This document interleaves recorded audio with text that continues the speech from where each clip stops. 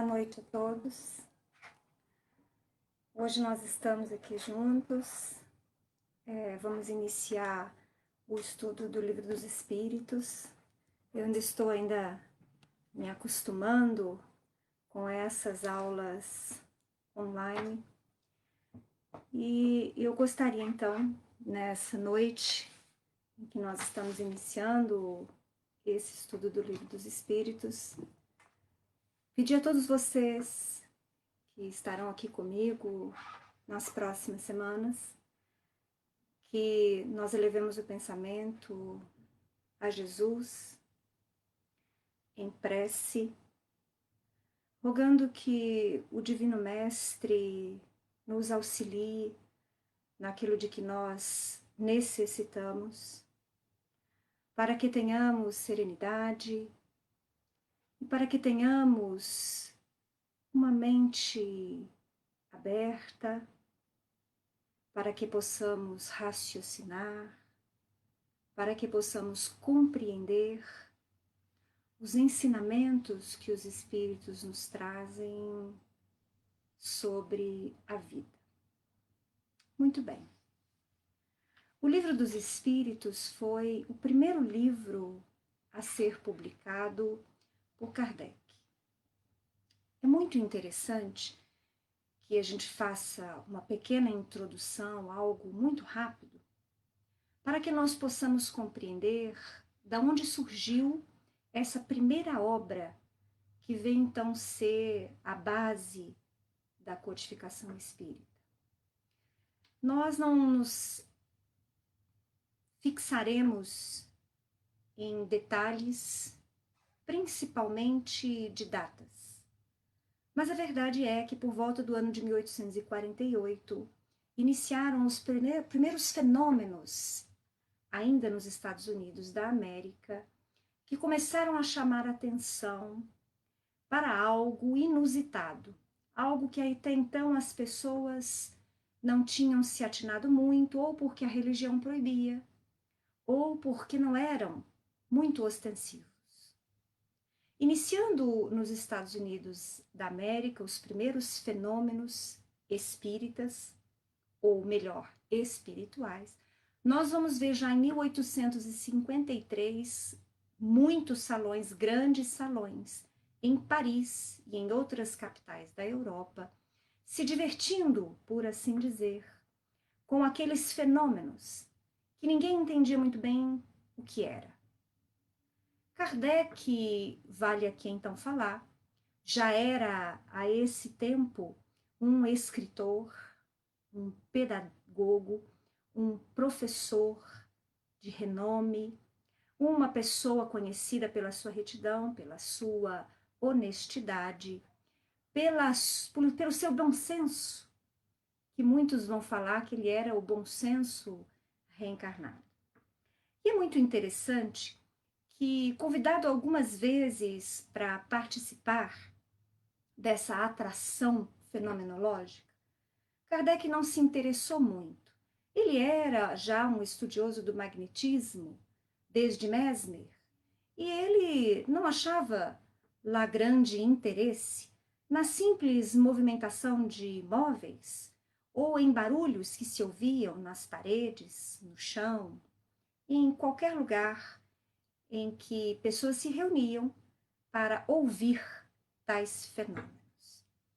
E é muito interessante que em 1855 somente Kardec aceita um convite de um amigo de longa data para que ele fosse então tomar contato com essas primeiras atrações, ou na verdade, estes fenômenos, já num grupo mais restrito e interessado em estudá-los.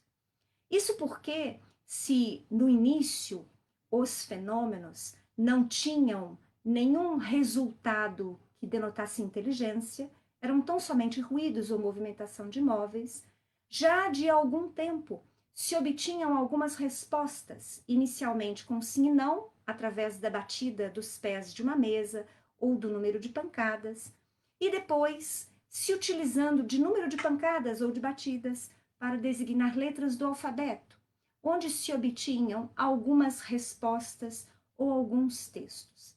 Então, quando o fenômeno muda dessa direção de tão somente um fenômeno material para um fenômeno inteligente, vários pesquisadores, pessoas de inteligência, começaram a estudá-lo.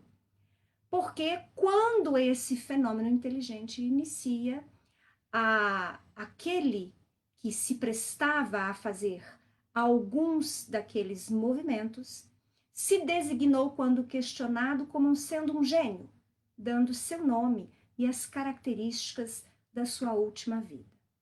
Então, esse grupo ao qual Kardec teve o primeiro contato era um grupo de pessoas interessadas não somente na atração, mas no estudo para compreender o que aquilo significava.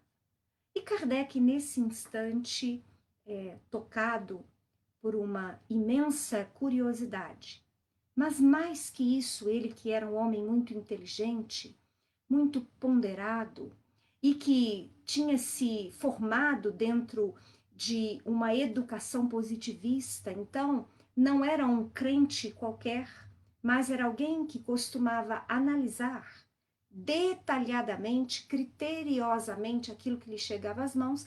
Kardec então percebe, nesse primeiro encontro e nos demais que se seguiram, que ele estava diante de algo muito importante. Algo que deveria ser estudado com afinco, detalhadamente, criteriosamente, estudado no cotidiano, porque vinha trazer respostas aos grandes questionamentos da vida. Então Kardec começou a participar destes grupos de estudo dos fenômenos espiritistas. E ele foi percebendo, primeiro, que aquilo, no primeiro momento, comprovava definitivamente a continuidade da vida, porque os relatos eram muito detalhistas e não raro havia relatos, comunicações de espíritos que eram conhecidos daqueles que participavam dos estudos, familiares, pessoas queridas, que vinham dar detalhes daquilo que tinham vivido no plano físico e o resultado que tinham colhido após a morte do corpo físico. Mas Kardec percebeu também outra questão importantíssima, que os espíritos a se comunicarem eram de variadas inteligências, variado desenvolvimento moral. Vinham eles de todas as classes sociais, de classes variadas intelectuais, homens e mulheres, jovens, maduros ou idosos. E Kardec foi percebendo que aquelas comunicações vinham trazer relatos bastante detalhados sobre o que seria a vida após a morte do corpo físico, demonstrando a continuidade desta, sem interrupção. E que todos, ao desencarnarmos, levamos conosco exatamente o que construímos, aquilo que aprendemos, ou, por outro lado, levamos conosco os preconceitos que cultivamos, as dificuldades, as imperfeições. Então ele começou a fazer, ele que era um escritor, já falamos aqui, muito inteligente, muito ponderado, ele começou a analisar estas mensagens. E em determinada altura ele recebeu algumas comunicações que foram reafirmadas pelo Espírito Verdade, de que ele deveria dedicar-se ao estudo profundo de todo o material que lhe chegasse, ou seja, de todas essas comunicações das variadas partes do mundo, e que nesse estudo ele deveria preparar uma codificação, porque ele seria então aquele que deveria formar esta nova ciência e filosofia. E Kardec então inicia, ou melhor, dá continuidade ao seu estudo. O fruto primeiro deste estudo é o que nós vamos estudar nesses 3 dias na semana, meia horinha só. Deu, então, ensejo a publicação em 1857 da primeira versão do Livro dos Espíritos, que continha menos questões e que depois foi revisado por Kardec com o auxílio dos Espíritos, apresentando, então, novamente a nova versão que conhecemos hoje com mais de 1000 questões e respostas. Mas Kardec fez questão de afirmar alguns pontos sobre essa obra. Primeiro, ele não era o autor. Ele havia sido somente o codificador, ou seja, aquele que estudou e que realizou uma pesquisa profunda, separando as questões que apresentavam soluções universalistas, ou seja, ensinamentos que todos os grupos compartilhavam, que a maior parte dos espíritos que demonstravam superioridade moral e intelectual afirmaram. E ele fez então a compilação destas lições, dividindo-as em questões, dividindo-as em capítulos e questionando novamente os espíritos, enviando as questões para centenas de grupos de estudo e depois recebendo as respostas e fazendo a análise comparativa de cada uma delas, dando então, em 1857, o Livro dos Espíritos na sua primeira publicação. Mas outra coisa Kardec também afirmou, que ele, em nenhum momento, nem ele nem os espíritos superiores responsáveis por esta codificação, estavam entendendo que esgotariam os assuntos. Ou seja, o Livro dos Espíritos era a base de um estudo que deveria se estender ao longo de milênios, porque envolvia a própria evolução e aprendizado do espírito imortal que somos. Kardec e os espíritos deixaram muito claro que, enquanto encarnados, nós experienciamos para aprender. E ao desencarnarmos, continuamos vivendo para aprender. Até que consigamos alcançar o objetivo para o qual fomos criados, que é a perfectibilidade relativa, porque o Pai assim quis que fosse.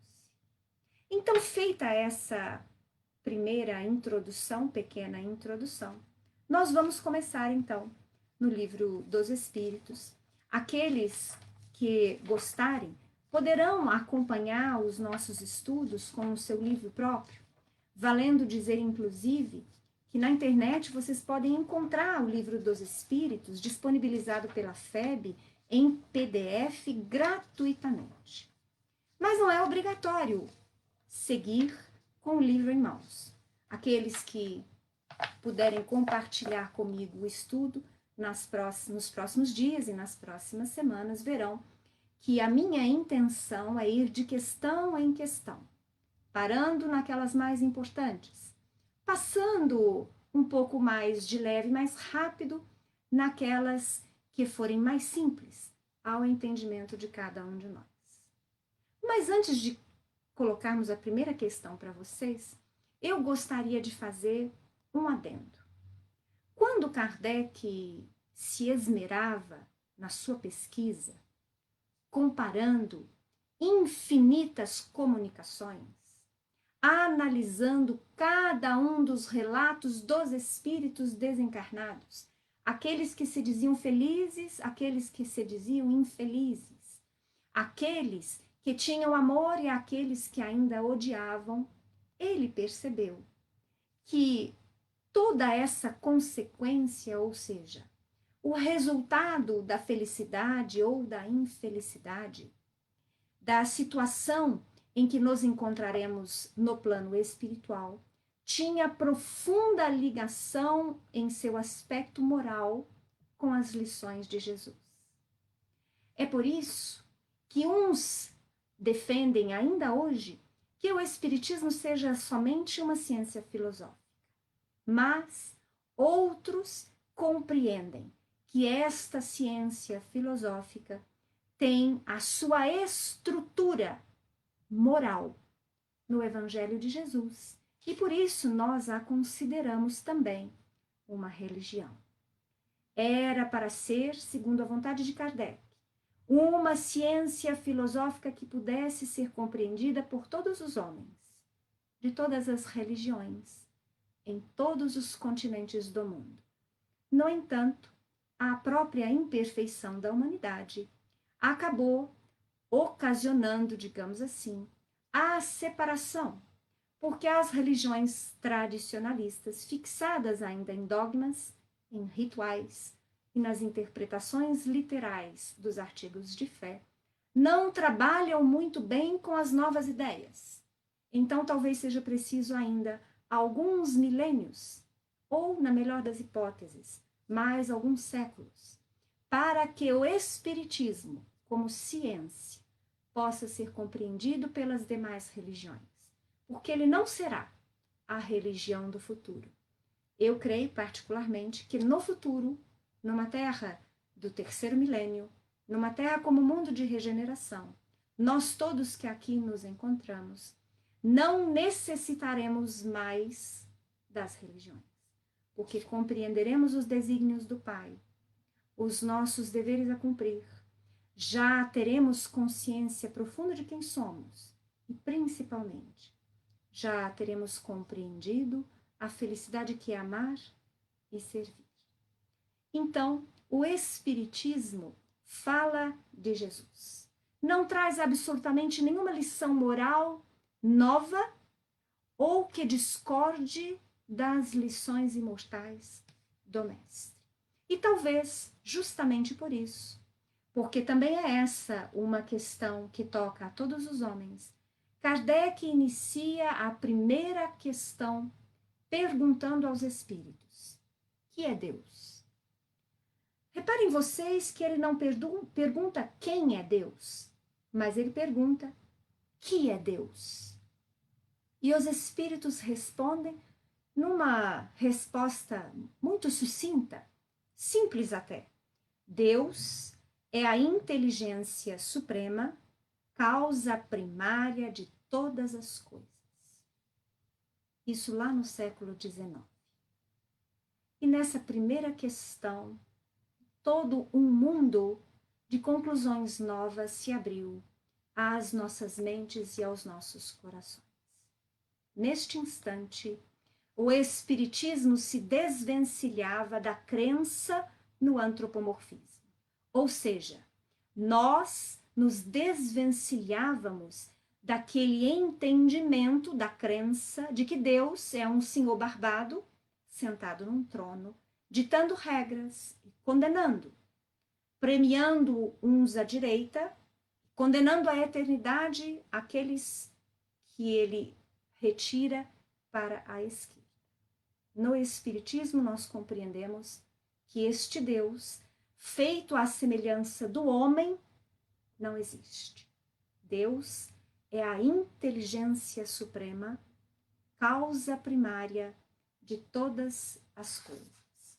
É muito interessante que para Leon Denis, que foi contemporâneo de Kardec e escreveu livros profundos dentro da doutrina espírita, para Leon Denis a ideia de Deus se afirma e se impõe fora e acima de todos os sistemas, de todas as filosofias, de todas as crenças. Ou seja, independente da leitura religiosa que façamos, independente da crença que defendamos, verdade é que Deus se encontra lá em nosso mais profundo ser.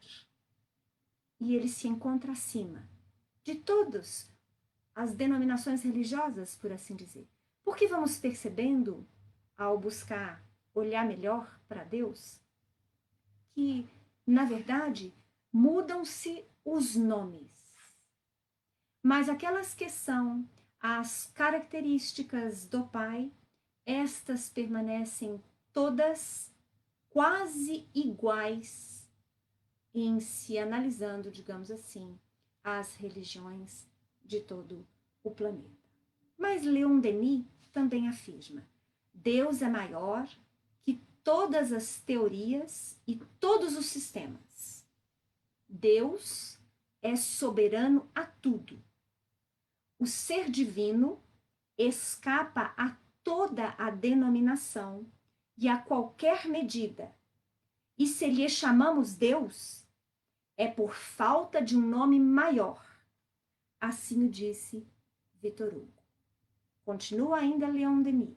A questão sobre Deus é a mais grave de todos os problemas suspensos sobre nossas cabeças, e cuja solução se liga de maneira restrita, imperiosa, ao problema do ser humano e do seu destino, ao problema da vida individual e da vida social. Nós vamos percebendo, ao fazermos uma viagem rápida pela humanidade e pelo caminhar, pela evolução da civilização, que a compreensão de Deus vai se alargando, vai se ampliando com o texto, à medida que o homem evolui, e evolui intelectualmente e moralmente. É por isso que essa imagem de um senhor barbado sentado num trono falava de maneira lógica, digamos assim, ou não nos levava a grandes questionamentos na Idade Média, nos séculos atrasados que já atravessamos. E, no entanto, hoje, essa mesma figura de um senhor barbado sentado num trono já não apresenta tanta lógica, porque já não apresenta respostas, digamos assim, satisfatórias aos questionamentos do homem de hoje, que pregam a igualdade entre as criaturas, que pregam que a cor da pele não significa diferença alguma, que pregam que as raças também não apresentam nenhuma diferença de inteligência ou de conhecimento pré ou anterior, só por conta do corpo físico que se tem. Hoje nós defendemos, na certeza de direitos, que todos somos iguais. E se todos somos iguais, aquele Deus que define que vivamos uma única vida e dela colhamos a eternidade no céu ou a eternidade no inferno, esse Deus já não apresenta resposta satisfatória às nossas questões de justiça e de igualdade. Nós vamos percebendo que por mais que as religiões tradicionais se aferrem a dogmas e às interpretações literais, mesmo elas acabam se rendendo, não raro, a alguma evolução por conta destes questionamentos do homem. Porque o homem, ser inteligente, naturalmente questiona. Nós não fomos criados para estagnarmos, nem intelectualmente e nem moralmente. Há um movimento constante do ser. Há, inclusive, um movimento constante em todo o universo. Para o que quer que olhamos, há movimento. No macrocosmo, ou seja, no universo, nas constelações, nas galáxias, nos sistemas, há movimento. No microcosmo, também há movimento. As células, as moléculas e, finalmente, os átomos. Nós percebemos um constante movimento.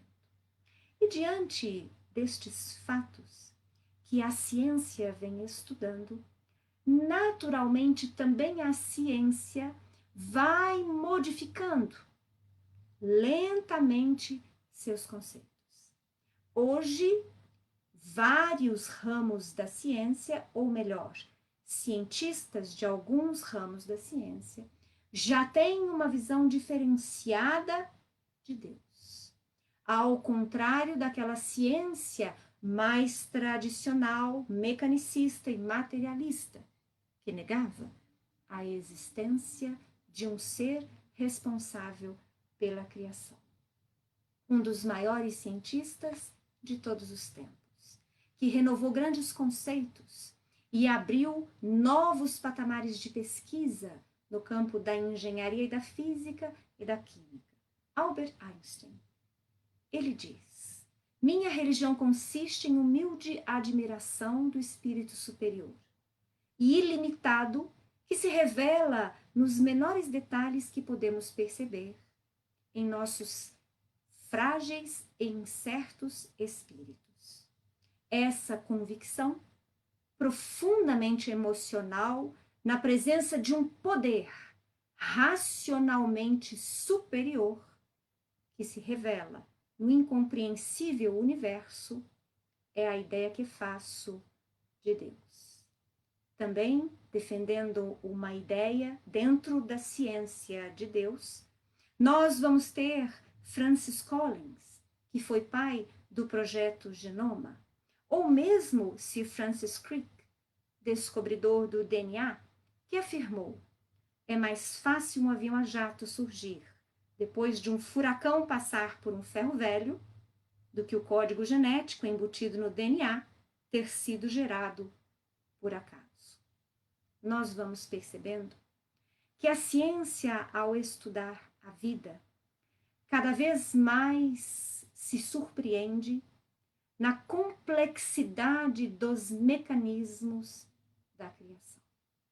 E é justamente na observância dessa complexidade, desse equilíbrio, dessa harmonia, dessa matemática perfeita, da engenharia exata, que nós vamos percebendo na obra da criação, do micro ao macro, que os cientistas vêm se debatendo e se dedicando a estudar novos conceitos diante do Pai, diante da obra da criação. E vale dizer que nessa primeira questão do Livro dos Espíritos, que é o que nós vamos estudar essa noite, estamos estudando essa noite, com a resposta de Kardec, que Deus é a inteligência suprema, causa primária de todas as coisas, nós podemos perceber a união que há entre o Espiritismo e a ciência, ambos se desenvolvendo, se movimentando constantemente, alargando horizontes do homem, fazendo com que nós possamos analisar tudo que nos toca, no plano da vida material e nos planos espirituais, que possamos analisar todas as questões de forma racional, de forma lógica.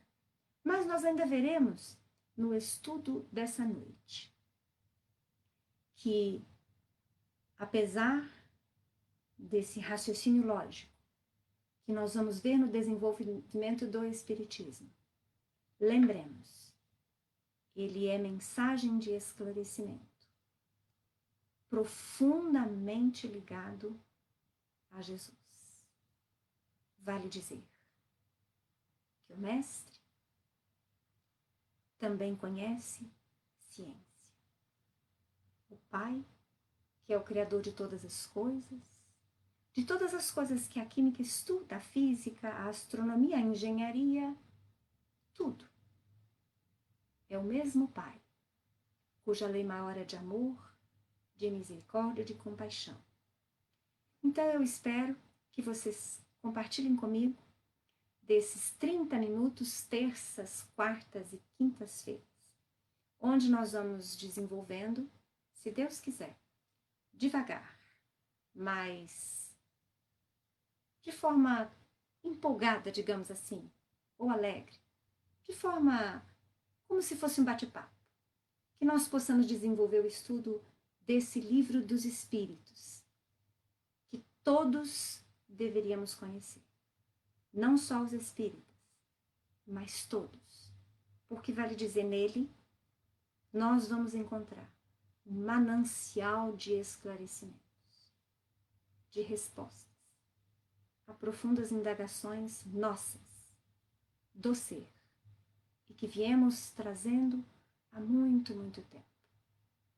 E que ainda vamos continuar fazendo, porque elucidadas algumas questões, outras vão se apresentando. E uma das coisas mais belas da doutrina espírita é justamente esse avançar constante. Eu espero que vocês tenham gostado dos nossos 30 minutos. Eu ainda não estou muito à vontade, ainda não consegui visualizar comentários, mas eu vou aprendendo aos pouquinhos. Quem tiver alguma questão dentro dessa primeira aula de hoje, pode postar nos comentários, porque amanhã, eu dando uma olhada, a gente consegue resolver alguma outra questão e vamos dando continuidade, então, aos nossos estudos. Uma boa noite para todos e até amanhã.